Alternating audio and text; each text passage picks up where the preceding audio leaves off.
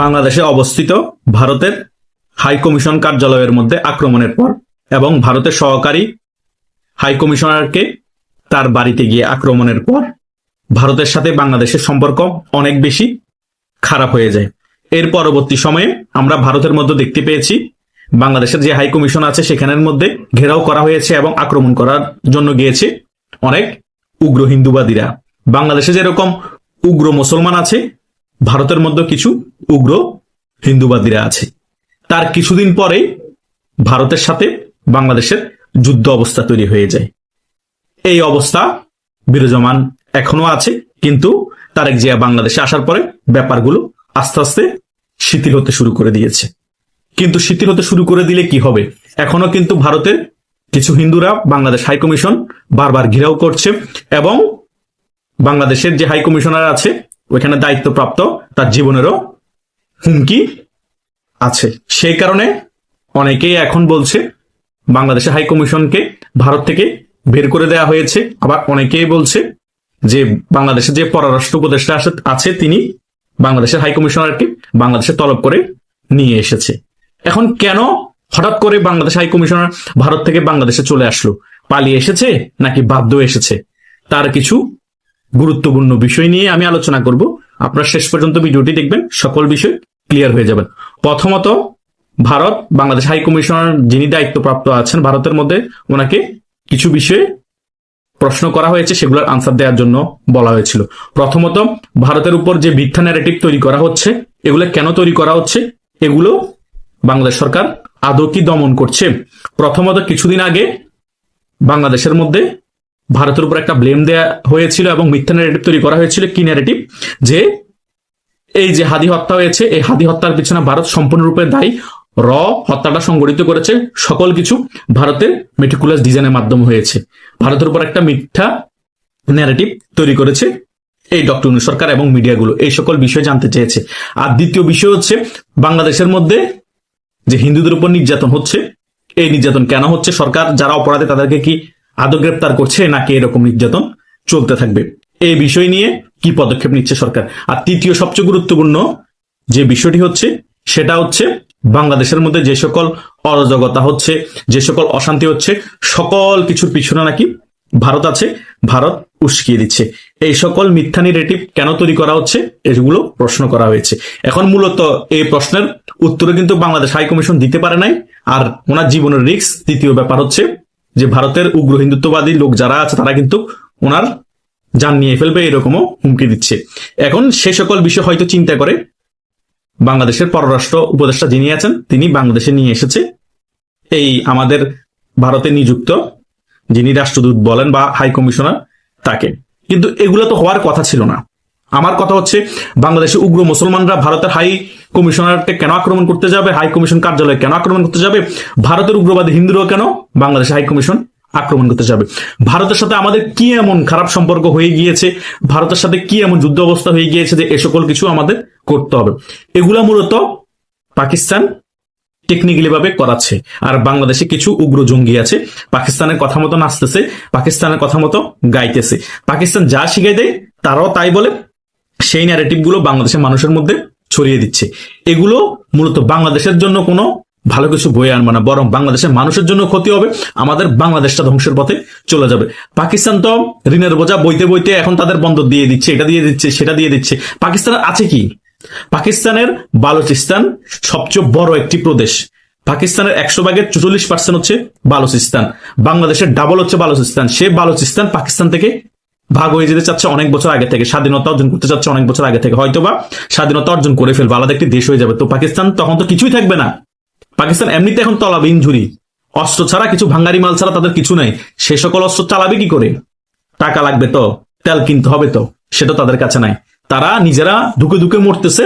এখন চাচ্ছে বাংলাদেশ স্বাধীন হয়েছে, বাংলাদেশের দেখানো পথে এখন বালুচিস্তান হাঁটতে যাচ্ছে। বাংলাদেশি মেন দোষী, বাংলাদেশটাকে আমাদের থেকেও খারাপ অবস্থা করে ফেলবো, যুদ্ধ বিধ্বস্ত বানাই ফেলবো, ফিলিস্তিনের মতো বানাই ফেলবো, একেবারে সিরিয়ার মতো বানাই ফেলবো। সেই কারণে এই উগ্র জঙ্গিদেরকে এবং ডানপন্থী যেগুলো রাজনৈতিক দল আছে উগ্র, তাদেরকে উস্কিয়ে দিচ্ছে।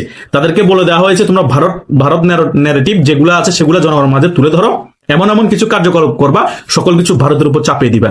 ভারত তাদের স্বার্থের জন্য আমাদের বাংলাদেশে অনেক কিছু করছে, সেটা আমরা মেনে নিলাম। একটা বড় দেশ যখন প্রতিবেশী থাকে, সে বড় ভাইয়ের আচরণ করবে এবং ছোট ভাইয়ের সাথে একটু রাগান্বিত হবে, দমিয়ে রাখার চেষ্টা করবে, তাকে সম্মান দিতে হবে। সেটা ওরা এটা চাই যে আমি বড় ভাই হিসেবে আমি একটু সম্মান পাই, আমার স্বার্থ আছে, সেই কারণে তোমাদেরকে আমি হেল্প আগেও করেছি 71 সালে, সামনেও করবো, কিন্তু স্বার্থ ছাড়া করবো না। পৃথিবীতে সকল জায়গায় এরকম গিভ এন্ড টেক, দিবেন নিবেন। ভারত আমাদেরকে স্বার্থ ছাড়া কেন সাহায্য করবে ভাই? হেল্প করবে। আমেরিকা কি স্বার্থ ছাড়া কি ডক্টর ইউনূসকে সাহায্য করেছিল, হেল্প করেছিল? আমেরিকার স্বার্থ আছে বিদায় তো মেটিকুলাস ডিজাইনে সাহায্য করেছিল এই সকল টোকাই সমন্বয়কদেরকে এবং এই ডক্টর ইউনূসকে, তাই নয় কি? পাকিস্তানও তো এখন স্বার্থ আছে বিদায় এই রেজিমটাকে সাপোর্ট দিচ্ছে, জামাতকে সাপোর্ট দিচ্ছে। আবার এই রেজিমের স্বার্থ আছে বিদায় এই রেজিম পাকিস্তানের সাথে আঘাত করছে, তুরস্কের সাথে আঘাত করছে, আমেরিকার সাথে আঘাত করছে, তাই নয় কি? পৃথিবীটা চলে স্বার্থের উপর। আর প্রতিবেশী দেশ একটু ঠেলাঠেলি করলে, একটু রাগান্বিত হয়ে বোকা টোকা দিলে তখন আপনাদের খারাপ লাগে উঠে, কেন ভাই? এটাও তো আমাদের ফ্যামিলির মতো, ভারতও তো আমাদের ফ্যামিলির মতো। আমাদের সাথে তো এখন ভারতের ধর্মযুদ্ধ চলছে না, ধর্মযুদ্ধ চলছে। আপনারাও তো ভারত যেগুলো করো ওদের দেশে হিন্দুরা মুসলিমদের সাথে, আপনারা তো সেম কাজটা মুসলিম ও হিন্দুদের সাথে করছেন। তো আমাদের আর ভারতের মধ্যে তো কোনো পার্থক্য নাই। কথা বুঝেন না? আপনারা ধর্মের দোহাই দিয়ে হিন্দুদেরকে মারছেন, ভারতের মধ্যে হিন্দুরা ধর্মের দোহাই দিয়ে মুসলমানদেরকে মারছে। তো লাভ কি রে ভাই? যে লাউ সে কদু। তো বড় বড় লেকচার দিয়ে বড় বড় গালবাজি করে লাভ নাই। সবচেয়ে দুঃখজনক বিষয় হচ্ছে এমন এক পরিস্থিতি তৈরি হয়েছে, আমাদের হাই কমিশনারকে ভারত থেকে বের হয়ে যেতে হয়েছে, বাংলাদেশে চলে আসতে হয়েছে, জানার নিরাপত্তা নাই। হয়তো ভয়ে পালিয়ে এসেছে, নাও ভারত চাপ দিয়ে বাহির করে দিয়েছে, ওনার সিকিউরিটি দিতে পারবে না, হয়তো হিন্দুত্ববাদীরা বাংলাদেশ হাই কমিশনারকে মেরেও ফেলতে পারে, কার্যালয় ভেঙে ফেলতে পারে। এই পরিস্থিতি, এটা তো হওয়ার কথা ছিল না। ভারত আমাদের বন্ধু রাষ্ট্র, ভারতের সাথে আমরা বন্ধুত্বপূর্ণ আচরণ করব। ভারত নাকি আমাদের বাংলাদেশের সাথে বন্ধুত্বপূর্ণ আচরণ করে না। আরে ভাই, আপনি একটা চুনুপুটি দল হয়ে ভারতের 7 সিস্টার্স খেয়ে দিবেন বলেন, ভারতে জঙ্গি হামলা চালাবেন বলেন, ভারতের নরেন্দ্র মোদীকে নিয়ে কটাক্ষ করেন, ভারত আপনার সাথে বন্ধুত্বপূর্ণ আচরণ করবে? আবার যখন কিছু প্রয়োজন হয় ভাইলটাইল দিয়ে ভারত থেকে চাল আমদানি করেন, ডাল আমদানি করেন, গরু আমদানি করেন, ছাগল আমদানি করেন, আপনাদের তো আমদানি শেষ নাই। আবার ভারতকে গালাগালি করার পর যখন আপনাদের আরেকটু ভারতকে প্রয়োজন হয়, তখন আবার ইলিশ মাছ পাঠান, আম পাঠান, এই পাঠান। তখন আপনাদের ভারত বিরোধিতা কোথায় যায়? মূলত ভারত বিরোধিতা হচ্ছে একটা রাজনৈতিক ট্রাম্প কার্ড। এই ট্রাম্প কার্ডটা ব্যবহার করেই জনগণকে গুমরাহ করা হয়, জনগণকে বোঝানো হয় যে ভারত আমাদের শেষ করে দিচ্ছে, তোমরাও ভারতকে ঘৃণা করো, তোমরাও ভারতের বিরুদ্ধে কথা বলো, মানে ভোট ব্যাংক তাদের বাড়ানোর জন্য। আরে ভাই, ভারতের বিরুদ্ধে দিকে কথা বলবো, ভারতকে গালাগালি করবো, অন্যদিকে তো আমি পাকিস্তানের দালালি করছি, পাকিস্তানের পক্ষে কথা বলছি, লাভ কি? পাকিস্তান আমাদের 2 টাকার উপকার করতে পারবে? ভারত তো তাদের স্বার্থ থাকলেও 2 টাকার উপকার হয়। ভারত থেকে আমরা যে সকল দ্রব্য আমদানি করি, ওগুলো তো অন্যান্য দেশ থেকে আমদানি করলে 10 গুণ টাকা লাগতো, ভারত থেকে কম টাকাতে আমদানি করে আমরা দেশের মানুষকে কম টাকা দিয়ে খাওয়াতে পারতেছি। সমস্যা কোথায়? উপকার আসতেছে তো ভারত, মন্দের ভালো তো, তাই নয় কি? এগুলা আমাদের বাংলাদেশের জনগণ যতক্ষণ পর্যন্ত বুঝবে না, বাংলাদেশের কখন উন্নয়ন হবে না, বরং বাংলাদেশ আস্তে আস্তে এই জঙ্গি রাষ্ট্র পাকিস্তানের মতো হয়ে যাবে। পাকিস্তান চাচ্ছেই তো এটা, আমরা জঙ্গি রাষ্ট্র, আমরা খাইতে পারি না, আমাদের অর্থনীতি দুর্বল, আমরা ঋণের বোঝা নিয়ে ঘুরছি, তোমরা বুঝি মধ্যমায়ের দেশ হবা, হতে দিব না। সেটাই এখন পাকিস্তান করছে। প্রিয় দর্শক, নিশ্চয়ই আপনাদের মনে থাকার কথা, অনেক আগে থেকেই আমি দুটি বিষয় বলে আসছি যে ভারত আওয়ামী লীগের জন্য যতটা সম্ভব করে যাবে এবং আওয়ামী লীগের বিকল্প হিসেবে ভারতকে বিএনপিকেই বেছে নিতে হবে। পাশাপাশি একটি কথা আমি আরো 2-1বার বলেছি যে বিএনপির শীর্ষ কয়েকজন নেতার সঙ্গে ব্যক্তিগত আলাপচারিতায় তারা আমাকে বলছিলেন যে তারেক রহমান কেন আসেন না, তারেক রহমানের জন্য ভারত হুমকি, ভারতের গোয়েন্দা সংস্থা হুমকি। আমি তাদের যুক্তি দিয়ে বুঝিয়েছিলাম যে ভারত বরং এই মুহূর্তে তারেক রহমানকেই বেছে নিতে চাইবে এবং তার বেঁচে থাকাটা ভারতের জন্য খুবই প্রয়োজন। অতএব ভারত এদিকে যাবে না, আমরা তেমনটাই দেখতে পাচ্ছি আস্তে আস্তে সবকিছুতেই। তার খানিকটা আমরা প্রমাণ পেলাম বুধবার আমাদের সাবেক প্রধানমন্ত্রী সদ্য প্রয়াত খালেদা জিয়ার প্রতি ভারতের পররাষ্ট্রমন্ত্রী ছুটে এলেন তার প্রতি শ্রদ্ধা নিবেদনের জন্য। ভারতবাসীর পক্ষ থেকে, ভারতের সরকারের পক্ষ থেকে, নরেন্দ্র মোদীর পক্ষ থেকে লেখা একটি শোক বার্তা তুলে দেওয়া হলো তারেক রহমানের কাছে।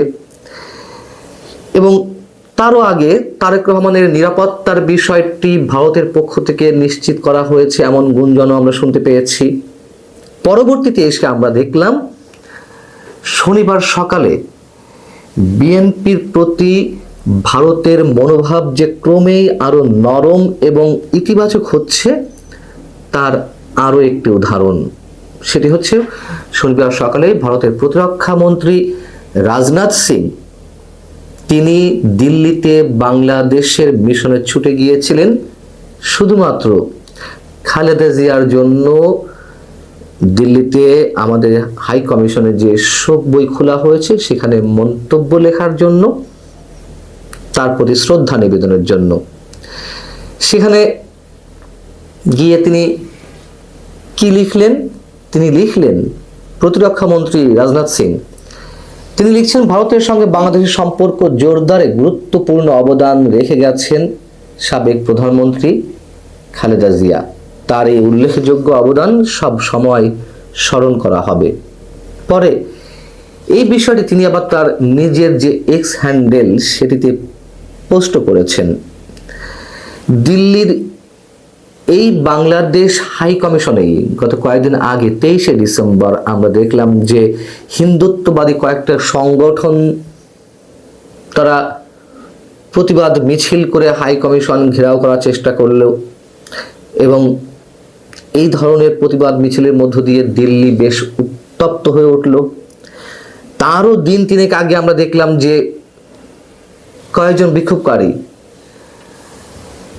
বিক্ষোভকারী তারা হাই কমিশনের কমপ্লেক্সের মধ্যে অবস্থিত বাংলাদেশ রাষ্ট্রদূতের, মানে ওই কমপ্লেক্সের মধ্যে অবস্থিত বাংলাদেশ রাষ্ট্রদূতের যে বাসভবন, সেই বাসভবনের একেবারে সামনে চলে গেল। রাতের অন্ধকারে তারা স্লোগান দিচ্ছিলেন মুহুর্মুহু এবং হাই কমিশনকে প্রাণনাশের হুমকি দেওয়ারও অভিযোগ উঠেছিল। দুদেশের কূটনৈতিক সম্পর্ক যখন চরম তিক্ততার অবস্থায়, তার মাত্র কয়েকদিনের মধ্যে যেভাবে ভারতের প্রতিরক্ষা মন্ত্রী রাজনাথ সিং সেই হাই কমিশনে গিয়ে, মানে তার মতো একজন ভিভিআইপি সেই হাই কমিশনে গিয়ে খালেদা জিয়ার জন্য খোলা শোক বইতে তিনি মন্তব্য করেন এবং সেটি এবার তার এক্স হ্যান্ডেলে পোস্ট করেন। খালেদা জিয়ার স্মরণে শোক জ্ঞাপন করাটা যেমন একটা ইঙ্গিত, বিএনপির প্রতি স্পষ্ট একটা বার্তা আমরা ধরে নিতে পারি যে তারা বিএনপিকে চাইছে বা বিএনপি ক্ষমতায় আসছে, এই বার্তাও তারা দেওয়ার চেষ্টা করছে এবং বিএনপির পাশে রয়েছে। আবার হাই কমিশন প্রাঙ্গণে রাজনাথ সিং এর নিজের যাওয়াটা এই বার্তাও দিচ্ছে যে বাংলাদেশের দূতাবাসে তার সর্বোচ্চ নিরাপত্তা ব্যবস্থা নিশ্চিত করার একটা আশ্বাস ভারতের পক্ষ থেকে রয়েছে। তো ভারতের প্রধানমন্ত্রী আবার আরেকটি জিনিস আমাদেরকে খানিকটা বুঝিয়ে দিয়ে গেলেন। তিনি ঢাকায় এসে তারেক রহমানের সঙ্গে কথা বললেন, পাকিস্তানের স্পিকার, পার্লামেন্টের স্পিকার আয়াজ সাদিকের সঙ্গেও নিজে থেকে পরামর্শন করলেন, কিন্তু আমাদের প্রধান উপদেষ্টা ডক্টর মোহাম্মদ ইউনূসের সঙ্গে তিনি আলাদা কোনো বৈঠক করার প্রয়োজনীয়তা একেবারে উপলব্ধি করলেন না, অনুভব করলেন না। এটিও স্পষ্ট করে গেলেন যে ভারত এতদিন ধরে যা বলে আসছে এখনো সেই অবস্থা ভারত ধরে রেখেছে। অর্থাৎ দেশটি একাধিকবার আনুষ্ঠানিক অনানুষ্ঠানিক বিভিন্ন পর্যায় থেকে বলেছে, স্পষ্ট করে বলেছে যে বাংলাদেশে আগামী নির্বাচনে যারাই গণতান্ত্রিকভাবে নির্বাচিত হয়ে ক্ষমতায় আসবে তাদের সাথেই এনগেজ হবে বা নিজেদেরকে এনগেজ করতে প্রস্তুত ভারত। কিন্তু অনির্বাচিত সরকার, এই ইউনূস সরকারকে তারা কোনোভাবেই তাদের সাথে মানে সম্পর্ক উন্নয়নে তেমন কোনো আগ্রহী নয়। এই কথা না বললেও আগে কথাটা স্পষ্ট করে বলেছে, পরোক্ষভাবে এটাই বোঝায়। অর্থাৎ তারা এটাই বোঝাতে চেয়েছে বর্তমান অন্তর্বর্তী সরকার যেভাবে সাম্প্রদায়িকতাবাদকে, মৌলবাদকে আশ্রয় প্রশ্রয় দিচ্ছে, সেই জায়গা থেকে ইউনূস সরকারকে মোটামুটি সর্বাংশে সাপোর্ট করা বা তাদের সঙ্গে সম্পর্ক গড়ে তোলা ভারতের পক্ষে মোটেই সম্ভব নয়। এখন বর্তমান বাস্তবতায় যারাই ক্ষমতায় আসুক গণতান্ত্রিকভাবে নির্বাচিত হয়ে, এটি বলতে যে বিএনপিকেই ভারত বোঝাতে চাইছে সেটিও স্পষ্ট হয়ে উঠেছে এবং ভারতের বিভিন্ন গণমাধ্যমে বিএনপিকে নিয়েই এখন বেশি আলোচনা চলছে। আমি এর আগে আপনাদের জানিয়েছি যে হঠাৎ করে ভারতের গণমাধ্যম থেকে আওয়ামী লীগ উধাও। এখন সব জায়গায় দেখবেন ভারতের বিভিন্ন প্রভাবশালী গণমাধ্যমে তারেক রহমান এবং বিএনপিকে কেন্দ্র করে নানান ধরনের হেডলাইন, নানান ধরনের সংবাদ। আওয়ামী লীগ যে একেবারে নেই তা নয়। এবং এ কথাও নিশ্চয় আপনাদের মনে আছে, আমি এটা বলেছিলাম যে আওয়ামী লীগ এবার ক্ষমতায় আসবে তার প্রশ্নই ওঠে না, ভারতও সেটি ধরে নিয়েছে। কিন্তু আওয়ামী লীগের জন্য একটা স্পেস তারা তৈরি করে দিতে চায় রাজনীতি করার, ভবিষ্যতে ক্ষমতায় আনার বা আনানোর ব্যবস্থা করার বিষয়টি হতে পারে অস্বাভাবিক কিছু নয়। কারণ আওয়ামী লীগ ভারতে যেই সরকারই থাকুক না কেন তার অকৃত্রিম বন্ধু। অতএব তারেক রহমানের যে গ্র্যান্ড রিসিপশন, যথেষ্ট নিরাপত্তার সাথে তার মধ্যে বা তার সাথে ভারতের যে ইনভলভমেন্ট, পরবর্তীতে খালেদা জিয়ার প্রতি শ্রদ্ধা নিবেদনের জন্য ভারতের পররাষ্ট্রমন্ত্রী ছুটে আসা, ডক্টর মোহাম্মদ ইউনূসের সঙ্গে বৈঠক না করা, এবং তারপরে আবার রাজনাথ সিং এর এই উদ্যোগ, কি হতো না গেলে, আসছে তো তাদের একেবারে সরকারের উচ্চ পর্যায়ের প্রতিনিধি হিসেবে জয়শঙ্কর তো এলেন খালেদা জিয়ার অন্ত্যেষ্টিক্রিয়ায় অংশ নিতে। তারপরে রাজনাথ সিং না গেলে এমন কি হতো, তাই না? এটিও একটি বার্তা, একেবারে স্পষ্ট বার্তা। অতএব সেই জায়গা থেকে আগামী নির্বাচন হয়তো হওয়ার পথে, তারপরেও আমরা এখনো নিশ্চিত নই যে আদৌ হবে কিনা। আর কারণ এর সাথে আরো অনেক খেলা রয়েছে বাংলাদেশের অভ্যন্তরীণ শক্তিকে সামনে রেখে বহির্বিশ্বের।